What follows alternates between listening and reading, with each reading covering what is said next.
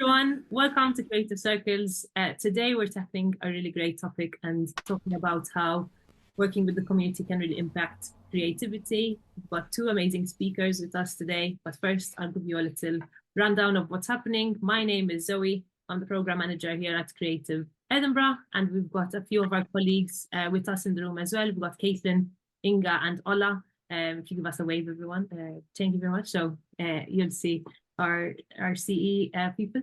I just ask that everyone stays on mute while everyone's speaking, just to make sure that we don't disrupt anyone and just to not distract our other attendees from paying attention to the presentations. And today we're going to have Inga introducing our speakers and then handling the Q&A section before going into breakout rooms to have further discussions with the people in the room.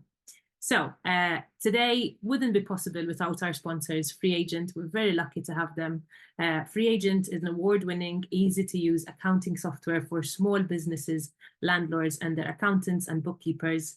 They have over 150,000 customers using Free Agent to send invoices, manage expenses, and keep an eye on their cash flow, while time-saving automation features also are tailored insights and accounting reports help them stay on top of their finances.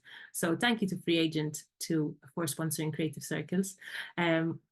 That's it from me, actually. I'm going to introduce and hand over to our lovely Inga so that she can start us off.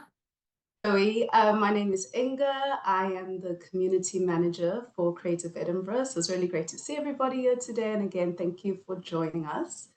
It's really great to also have two of our business members joining us today. And after both presentations, we'll open the floor to questions. So you can feel free to pop these in the chat or unmute yourselves. So without further ado, it's my pleasure to introduce Fiona Doring from Impact Arts. Fiona has over 20 years experience of working in the third sector in Scotland and is Chief Executive of Impact Arts. And established in 1994, Impact Arts is an award-winning and innovative Scottish arts charity whose mission is to transform people's lives through participation in creative activities. An Impact Arts project uses participation in different forms of creativity, which includes visual art, sculpture, printmaking, digital art, filmmaking, animation, performance, creative writing, and music to address common challenges faced by those living with poverty. So Fiona, over to you. Thank you so much for the introduction, Inga, and I'm delighted to be here. So I've prepared a few slides just to share with you, but I suppose just by way of background, when I got the invite to speak about creativity as a tool for social change, I suppose my heart leapt because it's the absolute bread and butter of what I do every day and what everybody in my organization, Impact Arts, does. So I was like, this theme, yes, I can respond to this. So without further ado, I'm just going to share my screen with you. Let me just find it. There we go. Hopefully that will be seamless and you will all be able to see those slides. Okay, so I suppose as you describe, our vision is about transforming people's lives through creativity in its broadest sense. And so I just want to touch a bit on that today and talk a bit more about how it is we do that. When we describe transforming somebody's life, what does that actually mean? What do we describe as creative engagement, and what does that mean for the many artists that we employ as well? So as you said, we've been around Impact Arts has been around for 30 years this year. It's a big birthday year for us. I've been doing the organisation for 9 of those years. We're based across central Scotland. So we've got our head office in Glasgow. We've got bases in North Ayrshire, in Edinburgh, in North Lanarkshire, and we work in about 10 local authorities across that area. So covering quite a large area in terms of what we do. But first, I suppose this term creative engagement that we use within Impact Arts, I wanted to talk a little bit about that. It's a phrase that felt like the right phrase for us to describe what it is we do. You're probably familiar with terms such as, community arts, participatory arts, and I suppose neither of those just felt quite right for what we do every single day. But why is it important? And I suppose for us, engaging and taking part in these creative projects, it's a hook. The people that we work with tend to come from areas of greatest deprivation, living with people who are living with poverty. For some people who've got no or very few educational qualifications, people with really poor mental health, and those people where you have to work a bit harder to reach them, to successfully engage them in projects and to excite them. And for us, working with artists, taking part in these creative projects has really been that hook, and really successful hook by which we engage people. There's no end of research in terms of the therapeutic benefits of taking part in creative projects and how they can impact on your mental well-being and your confidence as well. And we absolutely see that day in, day out through our work. There's something very powerful about giving people a voice. And I see that, and we'll talk some more about that through some of the different projects that we run, about how the arts does that. And for the people that we work with, often they feel that actually they have no voice. They've never been encouraged to express themselves, to express ideas, and certainly don't feel empowered in society. And I think that's what we can do, and what we can offer for them is a chance to be heard. And that flows through into consultations as well, where views are really considered. And I suppose it's about the environment as well. A lot of organizations support people, and they might support them in, buildings that look like, council offices. And I suppose that what we've strived really hard to provide is a safe, welcoming space that's informed, that is an art studio. And I think that also works. People, young people who've gone through school, where school has just not been the right environment for them, we say, well, actually, it might not be, but learning can be, and it's a different style. So it's about bringing people together, and above all else, it's about having fun. So what do we do? And how do we act as a tool for social change? So one of our key organizational goals is about improving well-being. And we carefully measure our impact continuously. All year, we're measuring our impact. So in the last year, we've evidenced that over 1,000 people have reported improved mental well-being as a direct result of taking part in projects with ourselves. And a smaller number, but 266 people have reported improved physical well-being as well. So just to talk a little bit more about that specifically. A growing area of our work revolves around art therapy. It's really quite distinct from everything else we do. It is a highly regulated psychotherapy.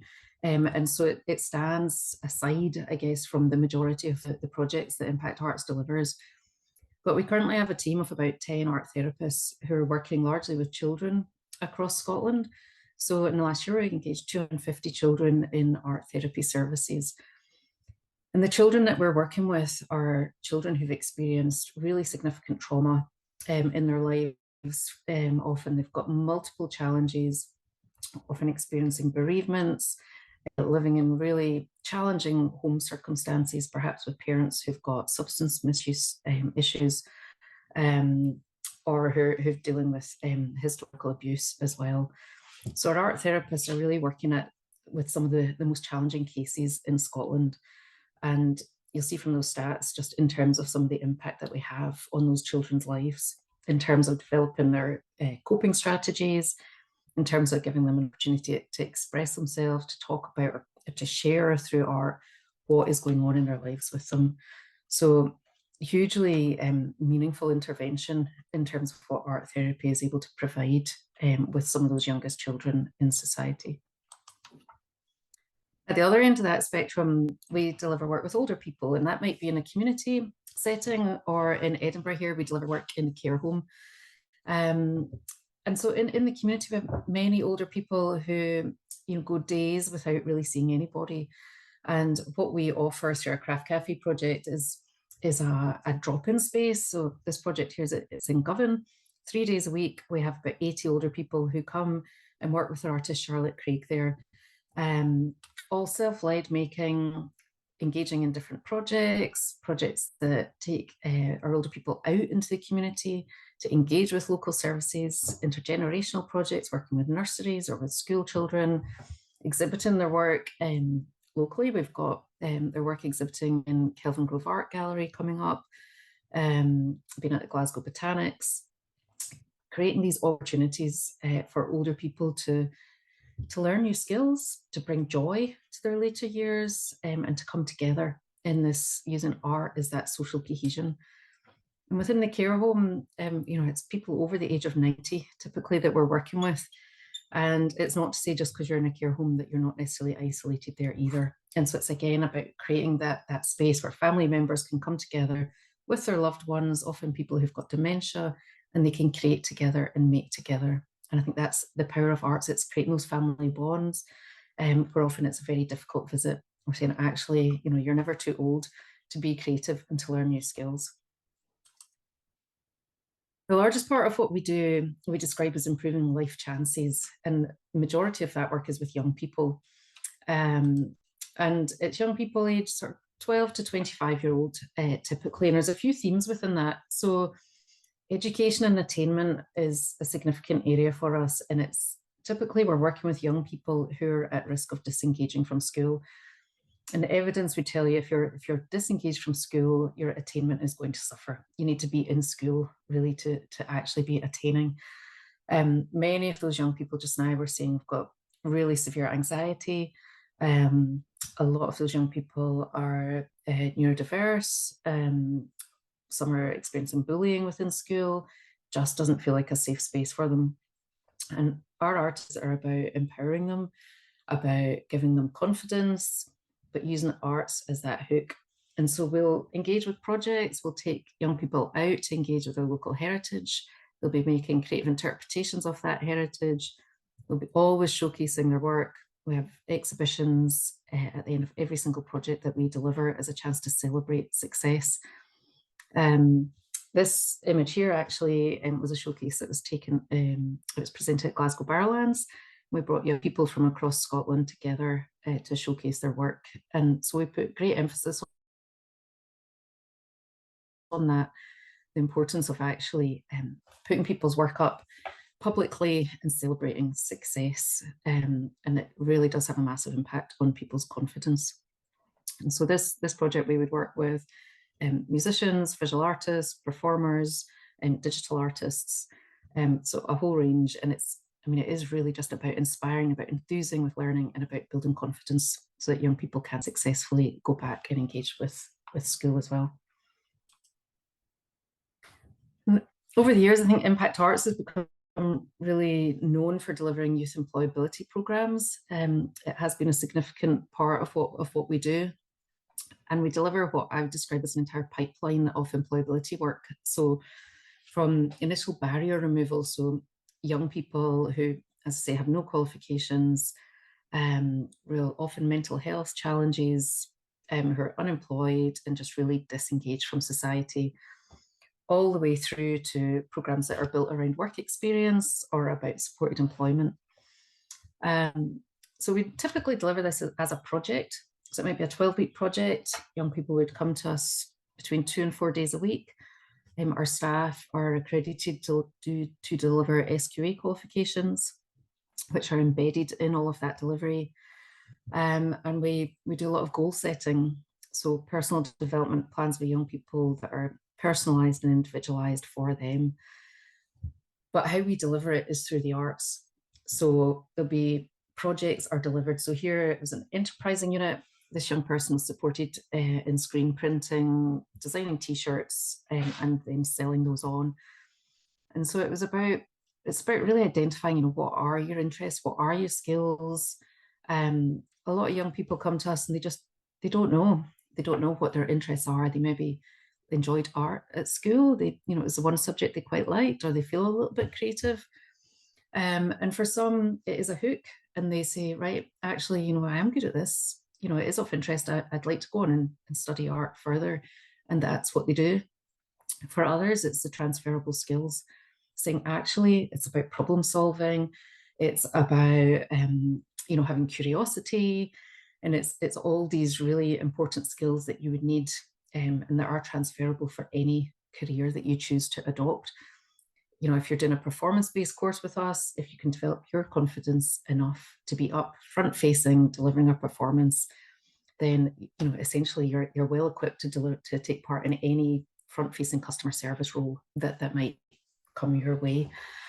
So in the last year, we supported, as an organization, we supported 270 young people to achieve positive destinations.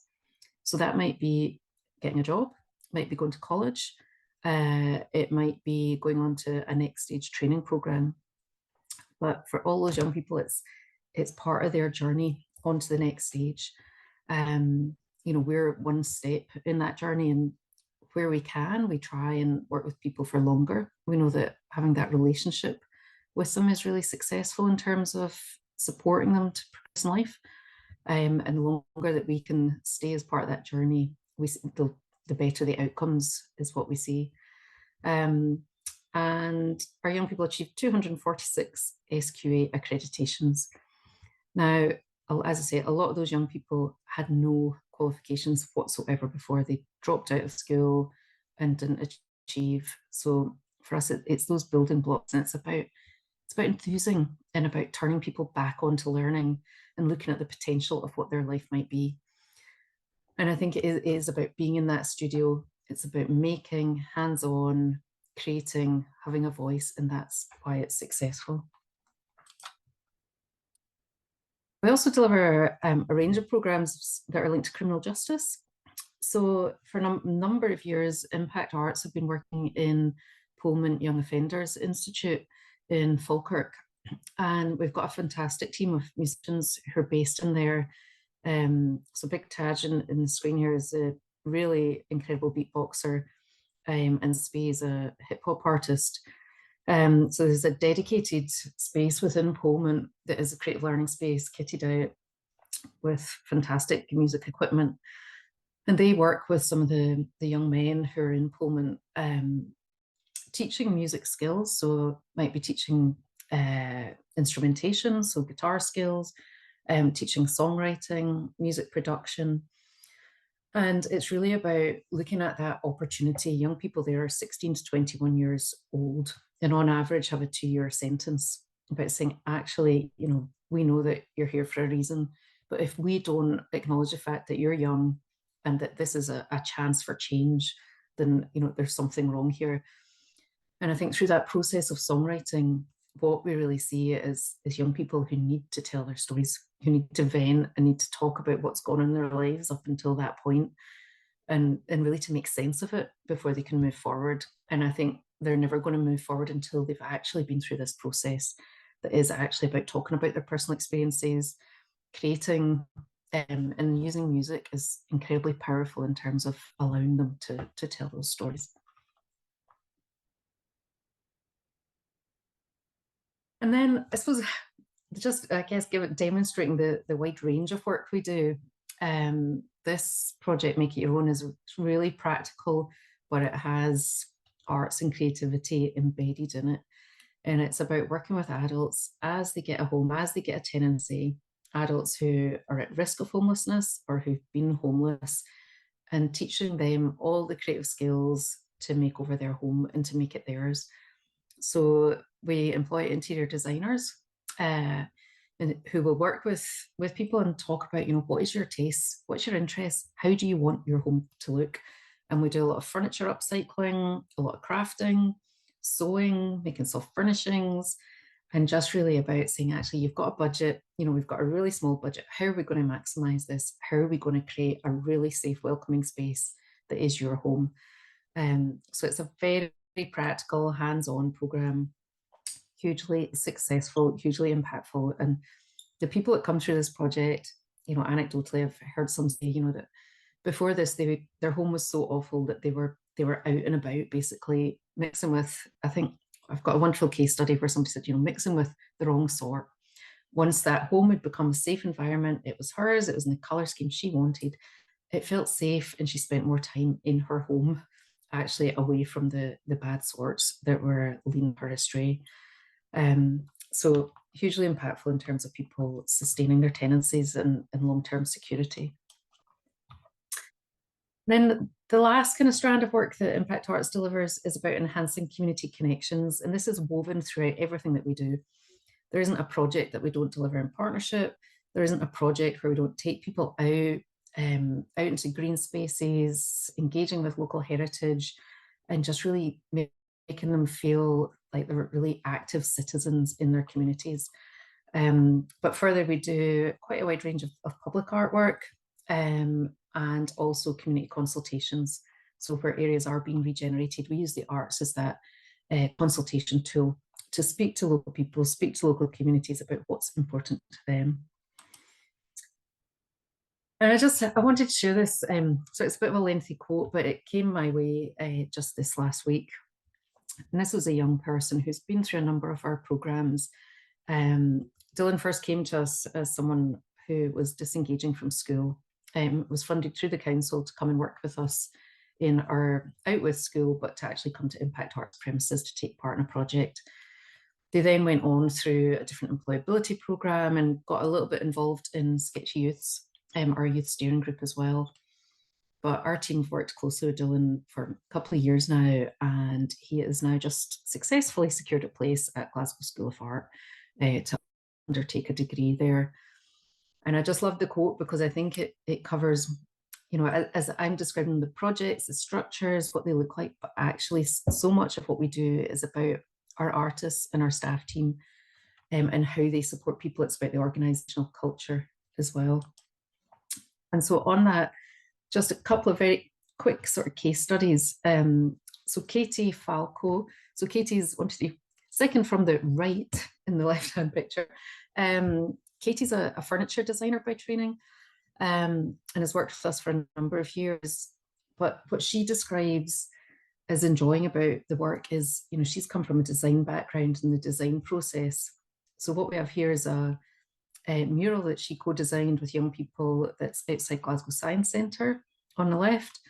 And so she taught those young people to go through a traditional design process when coming up with those designs. On the right-hand side, the image in the frame is actually Lush knot wrap. So if you've been in Lush, they make scarves that they use as wrapping paper for their products. Lush commissioned our young people to come up with a knot wrap design. It was a theme of autumn. And so the young people went through that whole design process with Katie and with Lush as well. And eventually came up with this final design, which is now available for sale globally. So right in completely across the world, every Lush store are selling this knot wrap designed by Impact Arts young people. And I think that design process is so important because I think that's absolutely transferable skills that those young people take forward. And similarly, in the left-hand picture, right at the back hiding, we've got Stephen Travers, who's our lead artist in Edinburgh. And Stephen's background, he studied animation as an animation degree, and then took a long sort of journey through working in after-school clubs, play, almost youth work, and then came to Impact Arts. And again, he's just describing there those transferable skills and what he gets out of working in this field of work. And just a couple of quick last slides. So I just wanted to also touch on the fact that this tool for social change, I feel really strongly within Impact Arts that social change comes from within, and it's also about how we support people, our employees within Impact Arts. So just there, some of the stats about who works for us, who delivers on our impact. And we've really prioritized actually employing our artists and trying where we can to give as many artists as possible permanent contracts as well to give people security. Our team tell us that they want mortgages, they need that security, and that's what we strive really hard to do. Excuse me, Fiona, can you hear me? Yes, hi. I'm sorry, could you go back to that slide about Stephen and animation? Yes, Stephen Travers. Okay, I'll just print screen it. Thank you so much. That's... No bother. And sorry, did you want me to? No, that's all. I print screen it, so but that's okay. Oh, right. Okay. Thank No you. problem. Excuse. Just, I'm conscious of time, don't want to run on too long, but so just to share where Impact Arts is going, we've just taken over this venue in Merchant City in Glasgow. So we've got a theatre, we've got 7 different, including dance studios there, and we're running this as a social enterprise events space, really to sustain Impact Arts, to deliver more life-transforming work with people in communities. So that's the next venture for us in terms of how we're going to grow our impact over the next few years. So that's the boardwalk. And just a few considerations in terms of the work we deliver. I went and interviewed Katie and Stephen before I gave this talk, and they both said at certain points, that they love it, and those were the reasons that they get so much from it, but it isn't for everybody. And some of those key considerations, I think it's worth noting, are things like safeguarding. In the last year, Impact Arts recorded 130 safeguarding concerns from across our projects, and every single one of those are followed up, are recorded, have conversations either with social work, with different support organisations, with family members, to make sure that the people that take part in our projects are safe, all of varying degrees, but I suppose we take that very, very seriously. Evaluating our impact, we have about 40 different funders, all requiring different outcomes for their funding. So how we evaluate and monitor all of that work is crucial to what we do. We put a lot into staff training and support. So how to work with different people. So that might be, we're doing a whole program on LGBTQ+ training for our staff just now. We've done a lot on neurodiversity, autism awareness, dealing with challenging behaviour, safeguarding, just making sure that everybody feels supported and equipped to deal with people that we're working with. We partner and we work really closely right across the third sector, specifically with a whole range of support organisations, with statutory services as well. And for us, it's really important that we get to know people and communities on their terms, that the work is about them and it's led by them. It's not about us putting our own agendas onto them. It's about what's important to those people we support. And then I think crucially is our organisational culture and values. And it's above all else about what we do and how we treat people. Often the people we support have so many needs, and I think we have to prioritise that. Oh, and I've just lost. Tried to share my social media profiles and whizzed past them. But hopefully that just gives you a little whistle-stop tour about the work that Impact Arts delivers. I mean, it's quite wide-ranging. Have a look on our socials and you'll get more of a flavour of what we do, but I'd be delighted to answer any questions, certainly from you. So thank you. Thanks so much. Thank you so much, Fiona. Honestly, what an incredible presentation. One thing that really sticks to me is how we can use creative engagement as a hook to establish relationships of trust. I think that is really, really powerful. So thank you so much, Fiona. And again, we'll open the floor to discussion after our next speaker. So please hold the questions until after that. And now I'm pleased to introduce our next speaker, Audrey Carlin, who is a strong advocate of the power of art and creativity for social change, particularly in the regeneration of towns and cities, an area she has worked in for almost 30 years. Audrey is also the Chief Executive Officer at Wasps, which is Scotland's largest provider of studio, office, and workspace to the creative sector. And WASP stands for Workshop and Artist Studio Provision Scotland. And they accommodate 1,000 artists, creative industries, and cultural tenants in 22 locations across Scotland, from the main cities to rural areas and on islands. So Audrey, I'm going to hand over to you. Good afternoon, everyone, and great to follow on from Fiona and all the fabulous work that she's doing. I'm just going to share my screen and hopefully, oh, no, that doesn't work, did it? We can see it. Okay, for some reason I can't.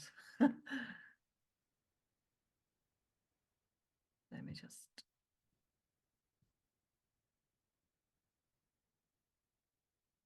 Sorry, just to give me a moment.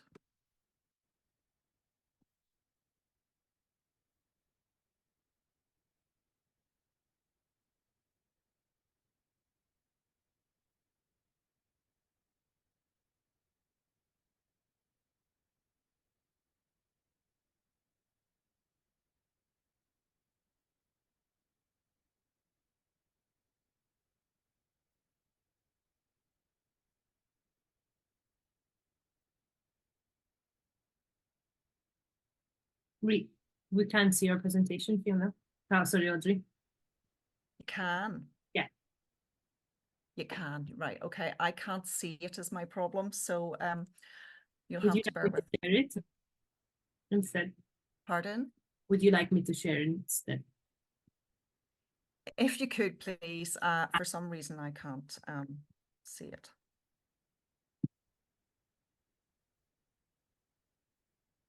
I'll just need you to stop sharing screen, sorry, Audrey. Oh, yes, of course.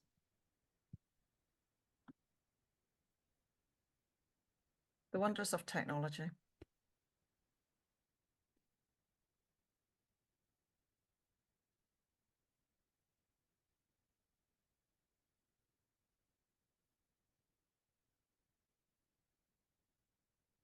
Thank you. So good afternoon, and great to be part of Creative Edinburgh's event today. And I think for Wasps, we have been in the city a long time, but we do a lot across Scotland, and we may be more known as a studio provider, but there's lots that we do that really is about empowering artists and creative people across Scotland. So next slide.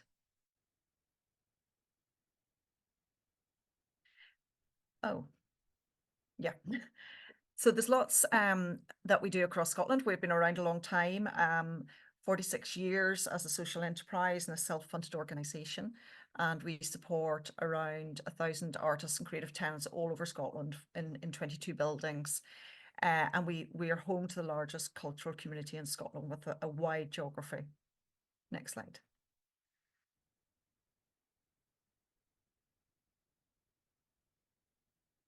If you just go back one, please.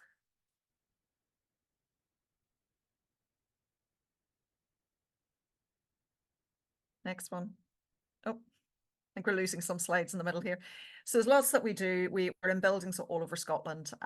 From you may be aware of some of them in Edinburgh, for example. We've got 4 buildings at the moment, but we're a landlord. We operate creative spaces, studios, workshop spaces, residency spaces, and also within those buildings we have galleries, we have places for markets. So there's a lot that we do with space.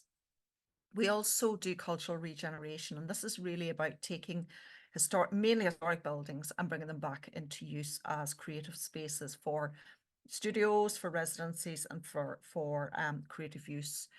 And we do that over the last 9 years. We've delivered 9 construction projects or refurbishment projects to do that, mainly in the Highlands. And then the third thing that we do, which is what I want to focus on in this talk this morning or this afternoon, is about creative enterprise. And we support all these amazing people across Scotland, but what we also want to do is to give them opportunities to empower them and also for them to be able to earn income. So that is everything from allowing, giving them space and opportunities to hold exhibitions, to take part in markets, to sell work, whether it's through online or whether it's through exhibitions, and also to have some business support about how to make the best of the practice and how to collaborate and learn from each other. So for us, it's about, if we can empower artists, then they can be the voice and they can be the ones that are really helping achieve social change. It's really empowering people and giving them that space and opportunity to do so. Next slide. So just a little snapshot of all the buildings that we have across Scotland. You can see they're all shapes and sizes. Next slide. So in Edinburgh, we currently have 4 buildings. We've got Patriot Hall in Stockbridge, which is quite a big building down behind the Co-op, if you don't know where that is. And we also have Albion Road Studios over at Easter Road. We have just taken on a building called Riverside House in Gorgie. And we also have Granton Station, which is just newly opened. So 4 quite big facilities in Edinburgh, supporting about 180 artists in the city. And in those facilities, we have everything from studios, but also galleries, workshop spaces as well. And really quite distinct communities in each of these buildings. Next slide.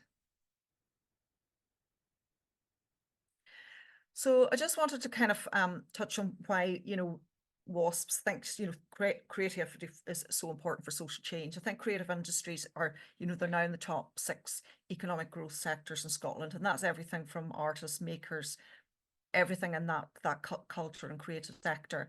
And it's so important that, you know, that's now recognised by the Scottish Government and recognised by business leaders, because it's actually giving them opportunities to organisations like Wasps to take on buildings, provide that space and support artists and give them that space to develop and grow.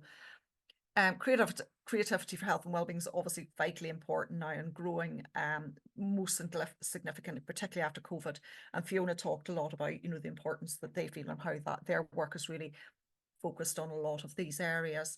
But we're also finding that there's a lot of people out there demanding these kind of services, demanding the opportunity to engage in art and creativity, and we're responding to that by supporting our artists to provide opportunities for people to have increased opportunity to engage. So in terms of, you know, creative for social, for us, you know, it's about environment, it's about buildings, it's about placemaking, it's about giving artists opportunities to be where they want to be, to develop their practice where they want to be, having the space that they need to do so. And over the past 9 years, we have delivered 9 properties and raised £25 million in grants funding to actually deliver those. And the 3 I want to touch on at this talk is Granton Station in Edinburgh, which is in the picture there. I want to talk about what we've done up in Inverness in the Highlands, which is our latest big creative hub, and some of the comparators of things we're doing there, which we think we would really like to do in Edinburgh, and which are good examples of, you know, artists engaging for social change and also engaging communities in that activity as well. And then I'll touch on Riverside House, which is our latest building in Edinburgh, so you're aware of what is coming up there. Next slide. So if we look at Granton Station, this is an old railway station building in the middle of the Granton Waterfront Regeneration Framework area. So a building owned by the council, but we also know that there's a lot of demand for creative industry space in Edinburgh that we hadn't been providing. So at the moment, the 3 buildings that we have been operating in Edinburgh for, you know, 25 plus years in some cases, it was very much visual art, craft, and we felt that creative industries were being supported in Edinburgh by by ourselves. It is by some other sectors, but we felt affordable space was something we're keen to look to consider. And a property in Edinburgh, as you know, is very, very difficult to get. So working in partnership with the City of Edinburgh Council, we took on this building, we worked alongside them, we worked alongside the community, we looked at the heritage of the building, and we really kind of gathered some momentum to make sure that the building was designed and fitted out in the right manner for the local area. So a key part of this has been about working with local people about what they need from artists and art, what they need from culture. And this is one of the first community facilities or cultural facilities that's been built in the area. So it's opened January this year, just 2 months ago, and we feel there's now momentum growing. Next slide.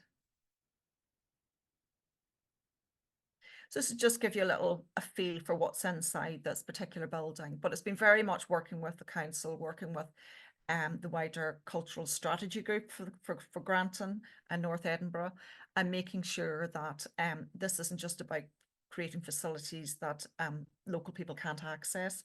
So whilst the building is very beautifully designed and laid out, we've got very much art and culture and creativity at the heart of it. With the space on the bottom right is what we call the waiting room, because it was the waiting room in the station, and it's now a very multifunctional workshop, exhibition and event space with a focus on community access. Next slide. There should be an image on this one too.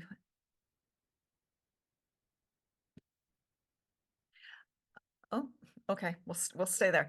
So this is about as part of developing our Granton Station project, we really knew we wanted to support artists into education artists beyond education into employment, and we work closely with Edinburgh College and Creative Scotland, and we set up what we call a graduate accelerator program, which is really a funded one-year pilot. We've got 9 graduates in this year's program, supported by 9 artist mentors. So we've employed 9 artists to support these 9 graduates. The graduates get space funded in the station building for a year, and they're given access to mentoring and skills development, and they're also required to give back in holding workshops and being part of the wider community. So it's a bit of a project to help local artists, but also employ local artists, but also to give back. And as one of these projects, it's a pilot at the moment, but we hope it has a very circular approach in the Granton area. And already it's generating a lot of activity in the waiting room space. It's starting to really get interest from other parties. It's got the college are very much behind it, obviously, but we're starting to get lots of people just coming into the building to have a look and see what's been going on. Next slide.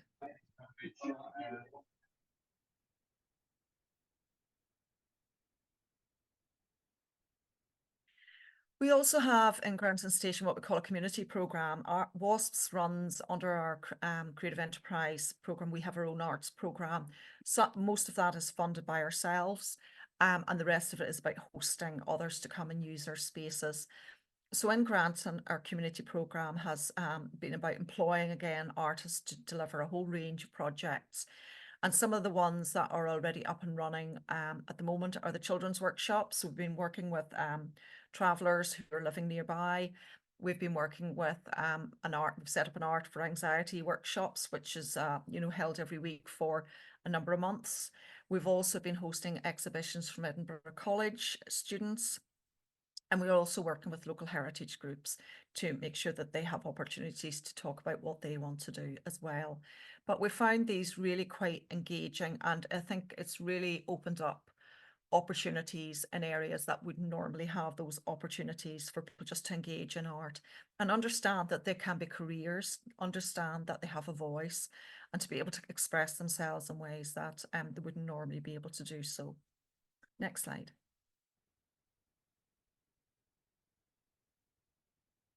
So next I want to talk about Inverness Creative Academy, which is our big building in Inverness that we delivered over 2 phases and opened the first phase 5 years ago in 2018. That was our artist studio space. And then in 2022, we opened the second phase, which is all about creative industries, but also has a cafe and event space in the heart of it.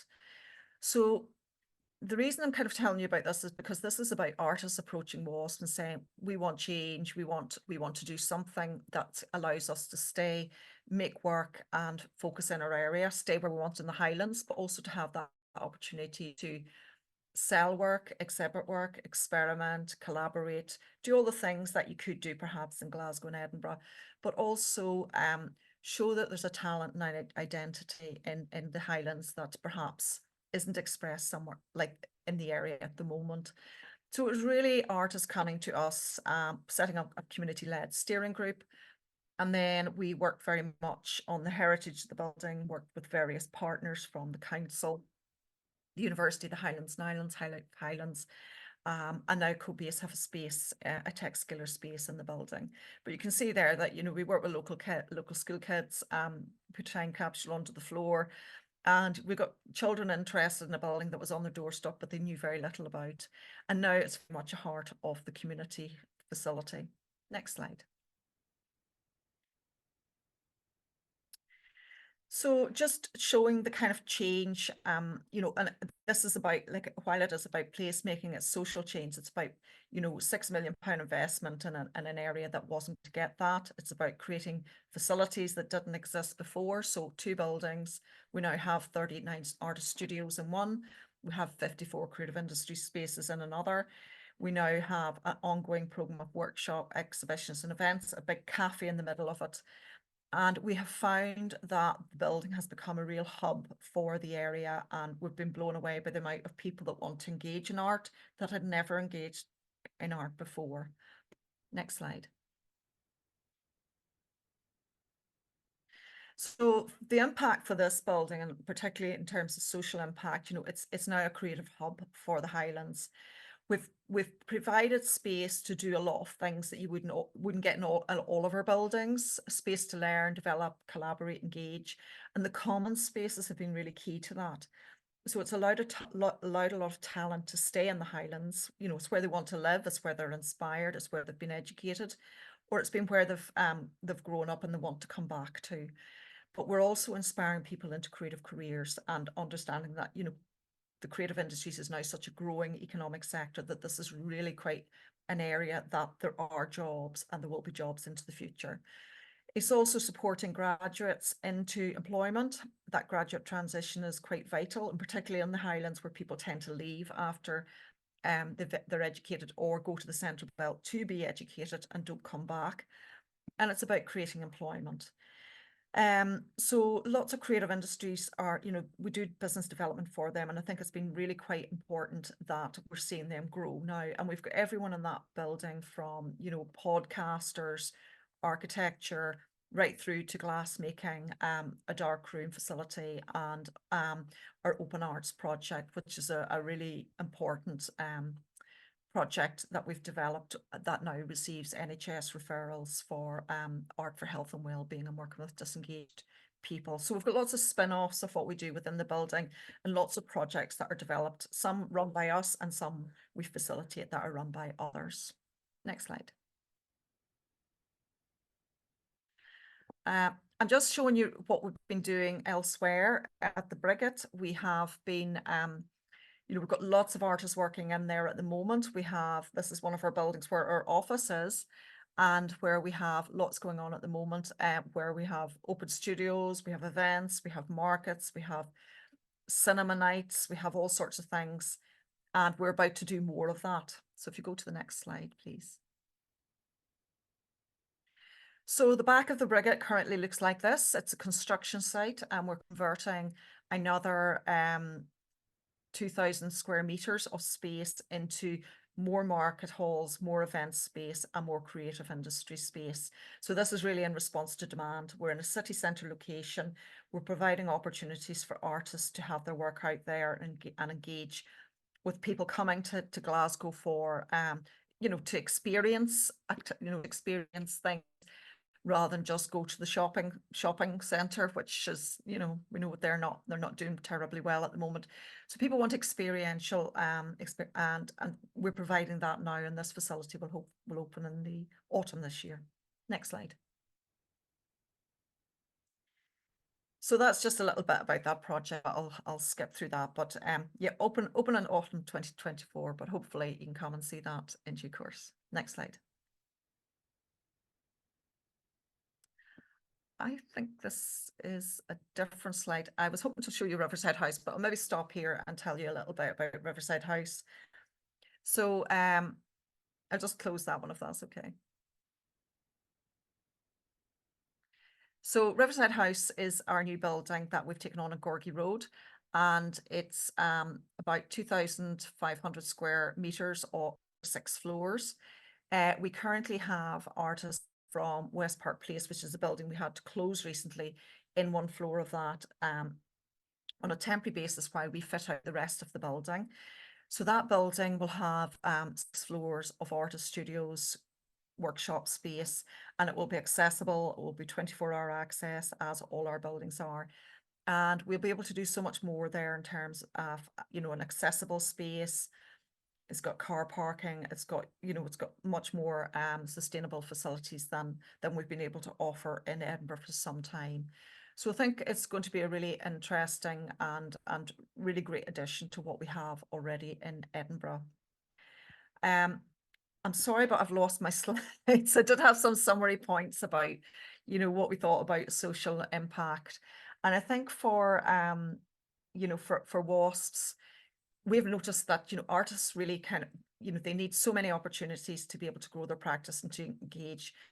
I think that whole thing about loneliness, it's not just relevant to people who are, in the community, is relevant to artists, and artists working alone is not a good thing. They need that opportunity to engage, but also the opportunity to share their skills with others and to earn income.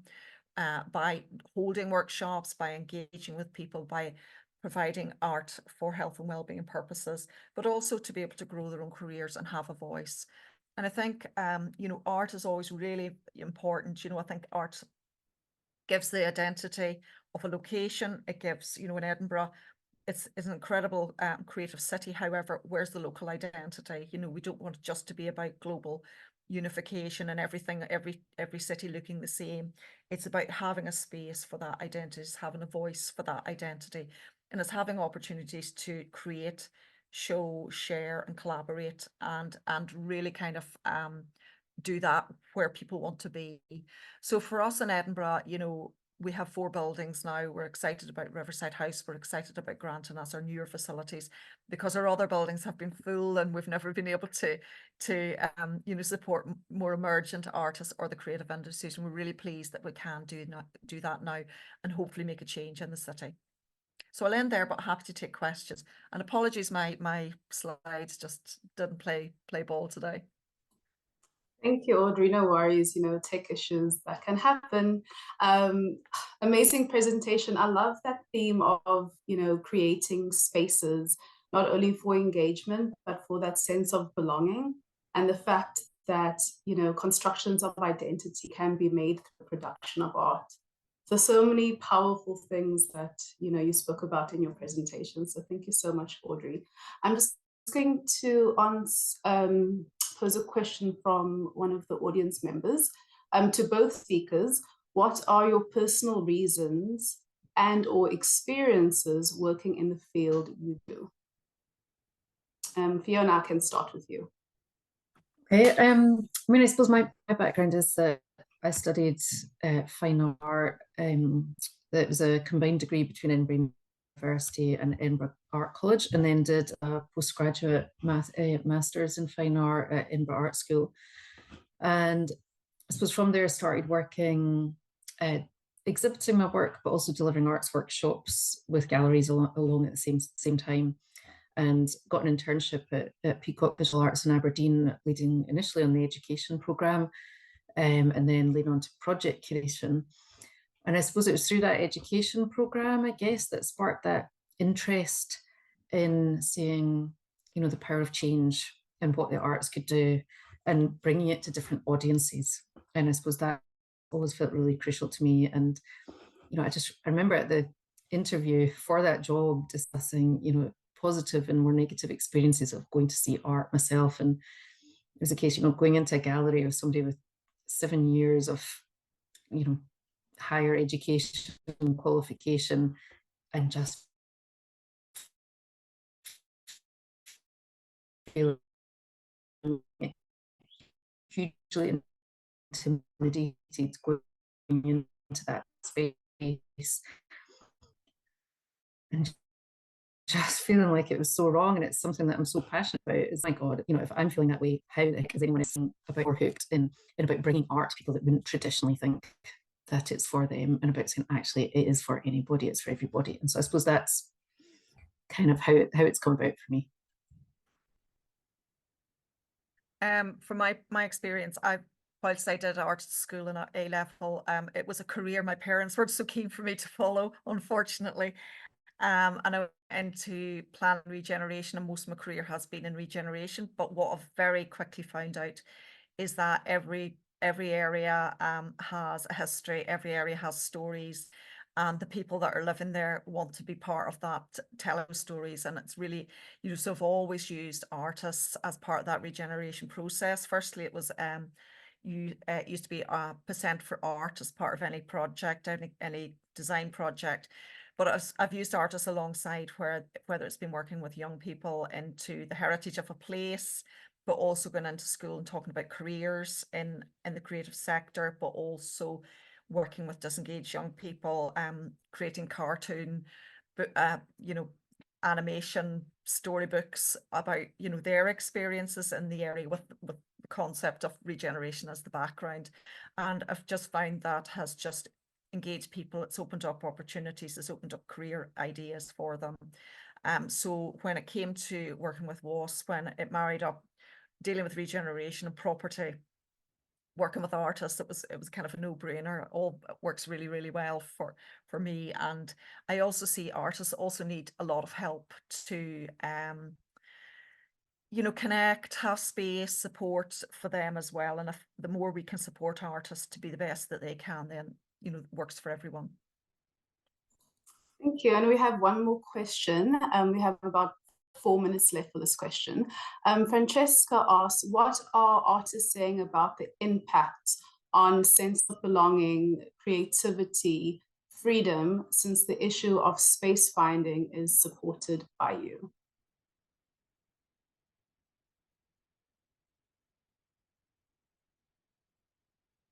Audrey, I can start with you.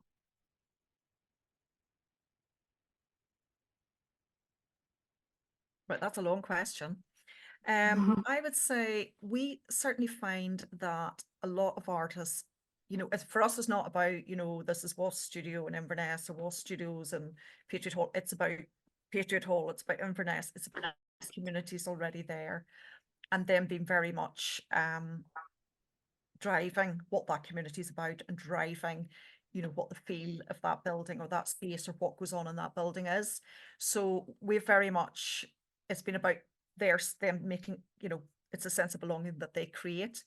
And what we found is if you give artists space and they make it their own, then, you know, they do the things that they know will work for them and work for their wider community.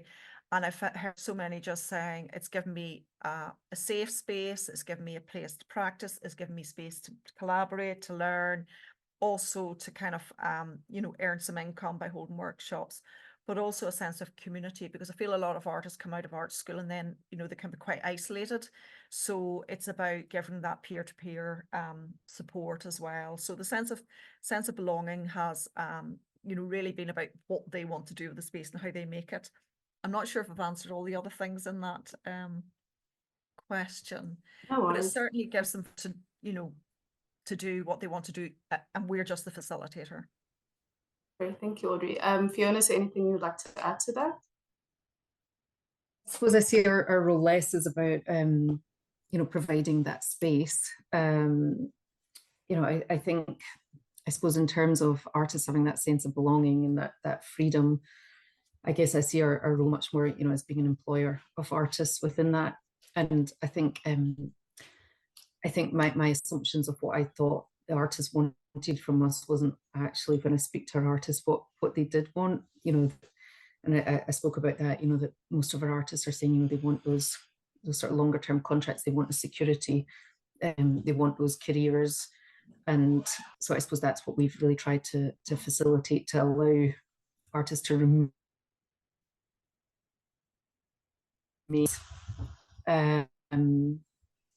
you know, and so I suppose that's what we try to do in terms of supporting them. So less about the, I suppose, the physical space and more about that sense of belonging. So answers in twisted way. One more question from Laura. Art is arguably one of the most creative industries most affected by technological innovation. So how do you personally view this going forward? And is there a space to integrate art and technology? Just before you answer that question, we are running out of time, so if you can just keep it quite brief. Thank you. I'll maybe just answer that. I'm finding increasingly the people that are coming to us looking for studio space are now technically savvy, and if they want to make a living, they have to be. I mean, we're all sitting here on Zoom that we weren't, you know, 4 years ago. So, you know, we can innovate and we can change when we need to. But, you know, for example, one of the tenants I just met in Inverness last week, you know, she's got her own YouTube channel. She does workshops in her space. She has, you know, a whole 10,000 followers on YouTube. She does live stream workshops, but also she's got a very traditional practice, but she's been able to use technology in a way that's got her practice out there. So I think it's important to do it. And I think, you know, I think it's important for everyone that we do, because it's where you reach audiences, where you get your work out there. I suppose from my perspective, you know, a lot of our projects are using technology, working with participants. I suppose through COVID, what we saw was investment in terms of bringing the people that we work with on that journey as well, through the provision of loads of tech, through Wi-Fi access and things, so that they could actually, access technology to take part in projects.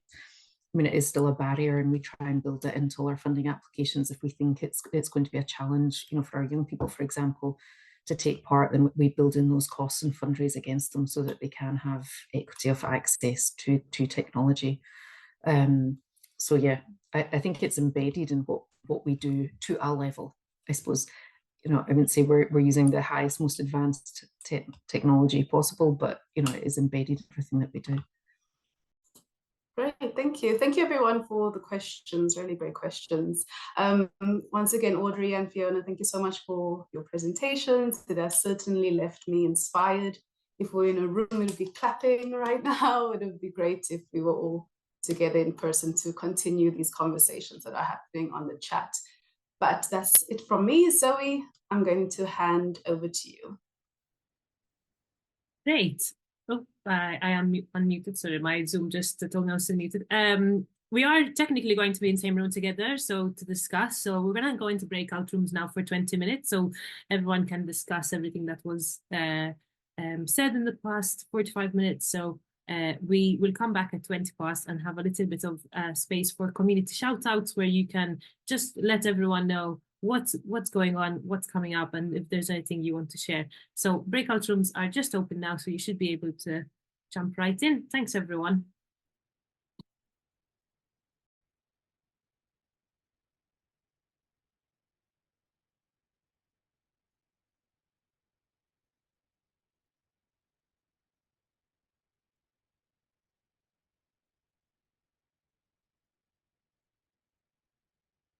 Hi everyone, welcome back. We'll just give it a couple of seconds because everyone's still leaving the breakout rooms. It's got a few more left to join us. Hello. Well, people are really clinging on to the breakout rooms. Lovely.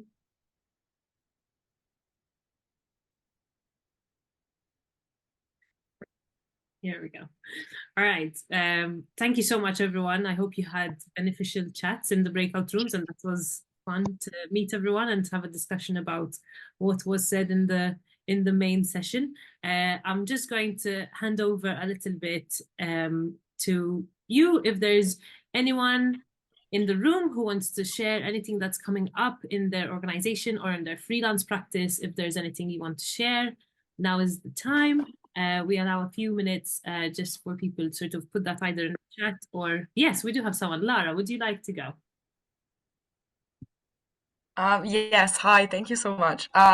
First of all, today is my first time at Creative Edinburgh, so thank you all so much for having me and for being very welcoming. I wanted to share something that is happening in my work, if anyone is interested.